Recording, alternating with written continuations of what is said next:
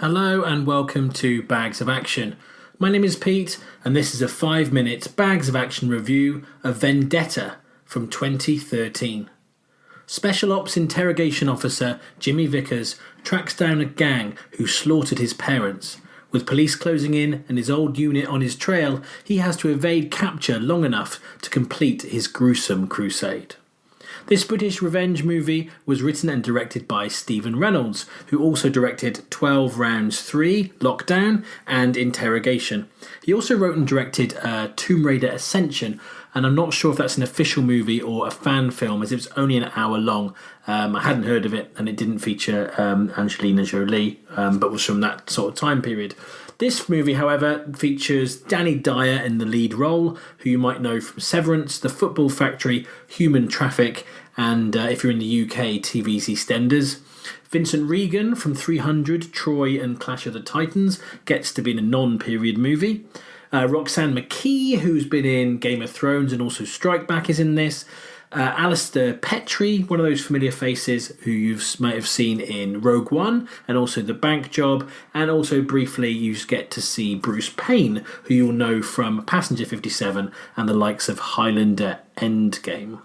Also, radio presenter Roman Kemp makes a brief appearance. I can only assume he was an actor before becoming a presenter. So I went into Vendetta knowing very little. I solely really knew it was a London-based Danny Dyer film from his low-budget action movie career period. Now, Dyer handles himself well in the lead role, finding himself somewhere between, say, Dominic Cooper and Ray Winston stylistically and in the way that he does the role. And there's elements of Scott Adkins without the martial arts as well. Now, it's hard not to see Dyer now, in 2022, without thinking of the game show host, Celebrity Juice panellist, and EastEnders star, which for the first third or so of the movie kind of felt a juxtaposition. Although he is someone who made his name in these kind of gritty action roles, because he's become more of like a tongue-in-cheek, almost parody of himself, it was odd. It really was a juxtaposition how he was in my head versus what this film presented. Once you get into it though, this film is brutal and that soon goes away. This is a straight up old school revenge movie, like the old 70s exploitation films that went before it. Dyer can handle himself here in a fight and with weapons, and the level of brutality his character dishes out is intense, possibly to the point too intense. Now, overall, for a low-budget film, I thought the casting was really good and the performances are solid. It's weird now to watch a 2013 film because in a day and age where TV has now become very filmic, this is a film that almost feels like an early 2000s British TV show in the way that it's shot and edited. There are a few times and I kind of forgot that I was watching a movie. In some ways, you could say this is a tackier, more mainstream take on something like Dead Man's Shoes, but with none of that film's cleverness. The social commentary that was subtle and woven into the characters in that film is replaced here with lots of people, either the main character, Vickers, his ex-army buddies, or the police that are going after him, giving speeches about justice and how things aren't like they used to be. The vigilantism is justified here by the powerless police, which doesn't really work because it's rammed home so hard. This film has a little bit of an agenda, like many of these films do, in terms of you've got to dish out justice because the legal system isn't fit for purpose anymore, and that can be well presented, but here it's just too much grandstanding, too many people kind of almost looking into camera and telling you what the problems are, which kind of got in the way of the story.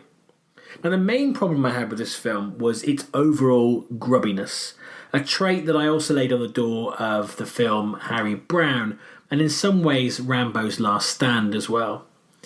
Doing terrible things to people purely to provide motivation to your lead and to really hammer home how bad the guys he's coming for are, I don't like. I mean, their parents are murdered, and in a way that's enough, but then you see the characters doing other things, particularly to women, and it didn't sit well with me. It felt like a very misogynistic kind of, hey men, don't you wish you could save women like this?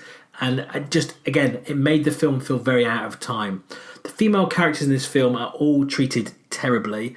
I think there's maybe only one character who doesn't end up suffering at the hands of men physically in one way or another. Now, but this isn't a terrible, terrible movie. There are some good things going on, and there's a good film almost under the surface here, but it feels like it's been driven by some kind of tabloid approach to Law and Order.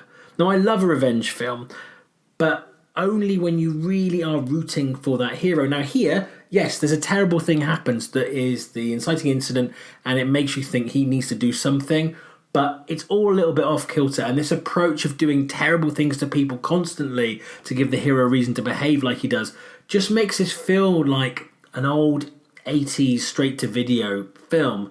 Like the kind of movie I used to hire as a teenager. My parents would come home and tell me they didn't approve and tell me to turn it off. There are some good performances in here, and there are moments which stop it from being really forgettable, but it's really just an okay watch. And prepare yourself to feel like you're watching something from much longer ago than 2013. It's got more of the tropes of some of the things that we talk about from the 80s on the show. What I did like was how the production values felt higher than the budget would have been, and all the actors fully committed to their roles. It's not like it's not well made, it's just the story, some of the pacing is a little bit off, and there's also, say, elements that just didn't sit comfortably with me. So, having said all of that, I'm going to give Vendetta 2 bags of action out of 5. I wouldn't rush out to see it, but at the same time, it is maybe is worth a watch if this is your kind of thing.